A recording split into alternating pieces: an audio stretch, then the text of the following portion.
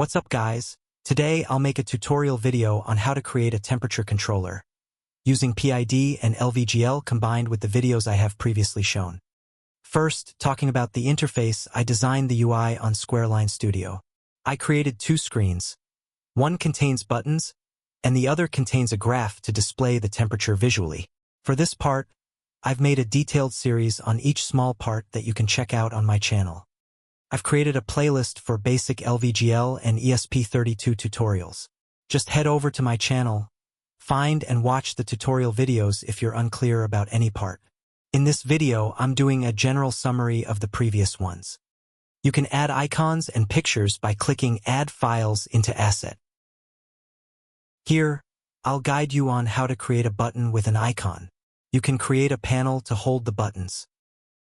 On the blank screen, go to the Widget tab and select Panel.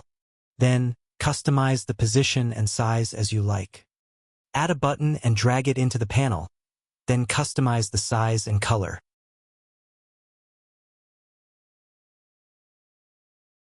Next, drag an image widget and select the icon you added earlier in the Asset section. I adjust the button's color to match the icon's color for a consistent look. Remember to add events for the buttons. In the Event tab, select Add Event. Then for the trigger, choose Pressed. And for the action, select Call Function. Finally, give the function a name. As you can see, that's how to create a button combined with an icon. Next, I'll explain why I don't use the Image Button widget for convenience and why I make it more complex.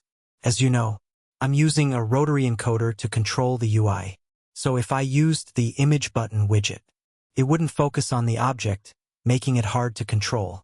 That's why I chose this method. If you're using a touchscreen, the image button can be used normally. Now, back to temperature control using PID in this project. I'll use the hot end of a 3D printer for testing. This hot end includes a heating coil and a 100K NTC Thermistor. Next, I'll talk about how to use LVGL version 9.1. Go to the file and select Project Settings. To use LVGL version 9.1, choose version 2.0.0 for TFT ESPI and select the corresponding LVGL version next to it. Then, click Apply Changes.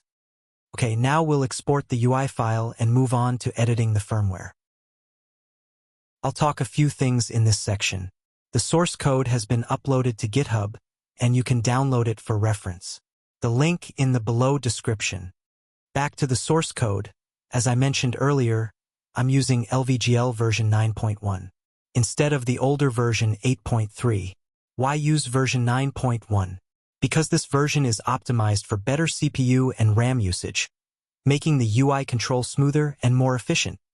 Configuring the input device in version 9.1 is more streamlined compared to the older version. I've added a note in this section for you to refer. Next, the function to create groups. I've created an array variable to easily add multiple groups. After that, you just need to add the UI objects into the group so that the Rotary encoder can control the objects.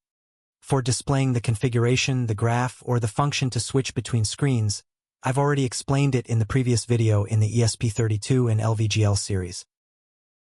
Next, go to the PID NTC.cpp file to fine-tune the KP, KI, and KD values. These values depend on your hardware. My values are just for reference. The other functions are fully commented, so you can download the source code to check them out. The final part of the video shows the operation of the PID controller. If you found the video helpful, please leave a like, share it, and don't forget to subscribe to the channel for more updates. Thanks again for taking the time to watch the video. See you next time.